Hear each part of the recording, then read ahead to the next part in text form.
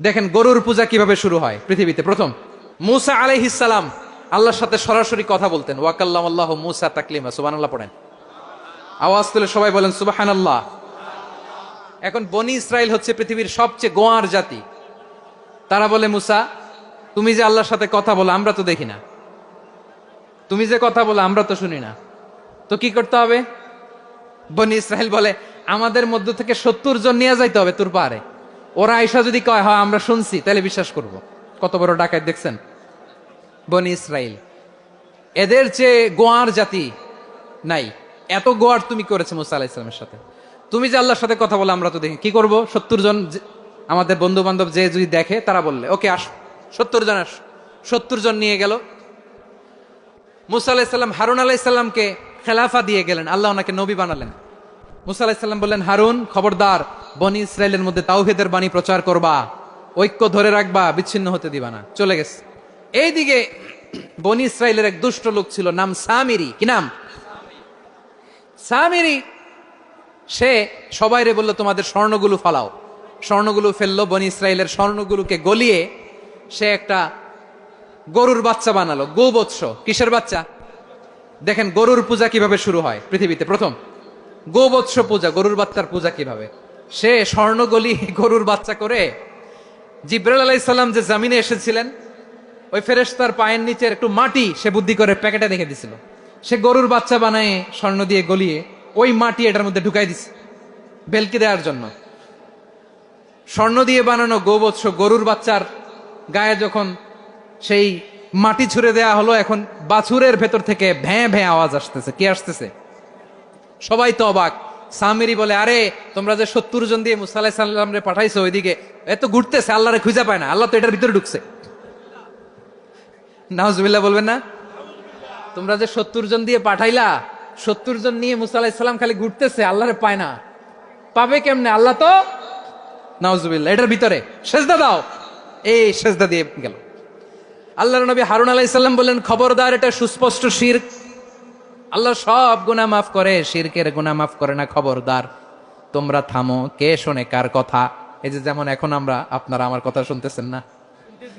শুনতেছেন? হারুন আলাইহিস সালাম বললেন, খবরদার, এই শিরকি কাজে তোমরা সংযুক্ত হয়ো না। তোমাদেরকে কি মনে নাই আমার ভাই মুসা আলাইহিস সালাম কি বলছে? আল্লাহ শিরক মাফ করে না। খবরদার, শিরক করো না, আল্লাহরে ভয় করো। হারুন আলাইহিস সালাম তাদেরকে বুঝালেন, শিরক করো না, আল্লাহরে ভয় করো। শুধু এতটুকুই তিনি বুঝালেন, দাওয়াতি কাজ পালন করলেন, কিন্তু প্রতিরোধ করেন নাই, সশস্ত্র সংগ্রামে লিপ্ত হন নাই, বাধা দেন নাই। কারণ গৃহযুদ্ধ বেঁধে যেতে পারে। উনি ভাবলেন, আমি যদি আমার বাহিনী নিয়ে দাওয়াত দেওয়ার সাথে সাথে প্রতিরোধ করি, আক্রমণ করি, ওরাও আমারে আক্রমণ করবে, ব্লাডশিড হবে, রক্তপাত। এমন অবস্থা হবে বনি ইসরায়েলের মধ্যে, যেটা হয়তো আমার ভাই মুসাও কন্ট্রোল করতে পারবে না। সুবহানাল্লাহ কইবেন না? এক একজন নবীকে আল্লাহ তাআলা কি ইন্টেলেক্ট দিয়ে পাঠিয়েছেন। তিনি ভাবলেন, আমি দাওয়াতি কাজটাই করি, এটা যে হারাম এটা থেকে শুধু বারণ করি, কিন্তু প্রতিরোধ না করি। আমি যদি ঐক্য ধরে রাখতে পারি, বাকিটা আমার ভাই সামলে নেবে। সুবহানাল্লাহ। হারুন আলাইহিস সালাম প্রতিরোধ করলেন না।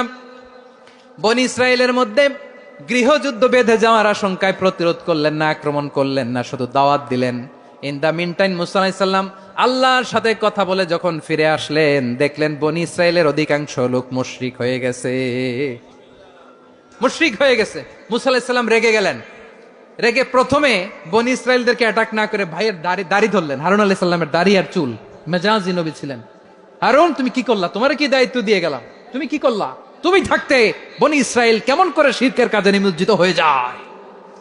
সাইয়েদনা হারুন আলাইহিস সালাম বললেন, ইন্নী, কোরআন সাক্ষী, কোরআন থেকে কোট করছি, ইন্নী খাশিতু আন তাকুলা ফাররাকতা বাইনা বনি ইসরাঈলা ওয়া লাম তারকুব কওলি।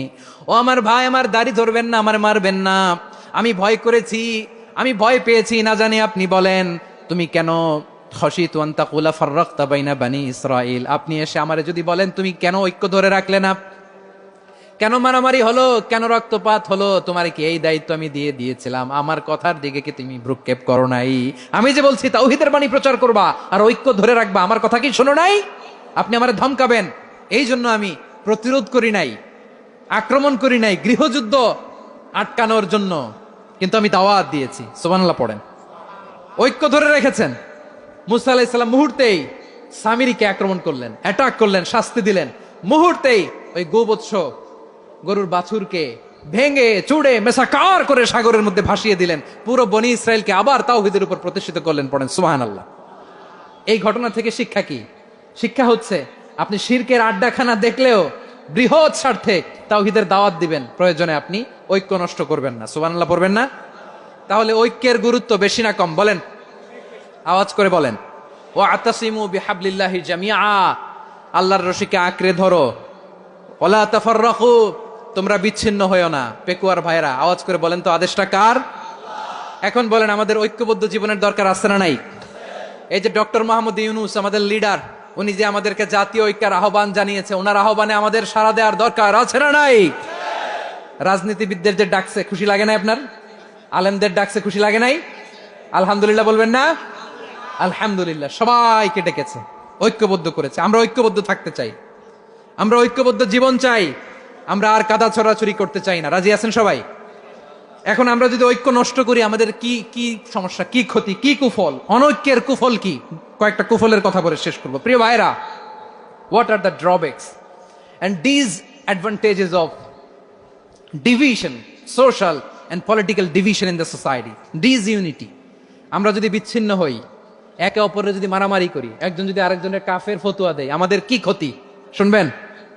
কথা কয় না, শুনবেন? এক নাম্বার ক্ষতি হচ্ছে আমরা যদি বিচ্ছিন্ন হই আমাদের শক্তি কমে যাবে, আমাদের পাওয়ার আমরা হারাবো। আমাদের কি হারাবো? পাওয়ার। মনে রাখবেন, যখন আমি একা থাকি তখন আমি ব্যক্তি, যখন আমরা সবাই মিলি তখন আমরা শক্তি। যদি পরিস্থিতি কখনো এমনও হয় শিরকের আড্ডাখানা, আপনি ঐক্য প্রতিষ্ঠার জন্য, ঐক্য রক্ষার জন্য তাও শুধু তাওহীদের দাওয়াত দিবেন, ওইখানে আক্রমণ করবেন না। এটা কোরআনের নীতি। কথা বুঝতে পেরেছেন? সামনে শিরকের কি? কথা কয় না। শিরকের কি? আড্ডাখানা, আখড়া। কিন্তু ঐক্য বজায় রাখার জন্য, গৃহযুদ্ধ এড়ানোর জন্য আপনি শুধু এটা যে শিরক, এটা হারাম, এটা থেকে তোমরা বেঁচে থাকো, শুধু দাওয়াত দিবেন, আপনি আক্রমণ করবেন না। এটা কোরআনের বিধান। সুবহানাল্লাহ কইবেন না? তো এই চমৎকার ঘটনাগুলো আপনারা শোনাইতে পারবো এরকম বিশৃঙ্খলা করলে?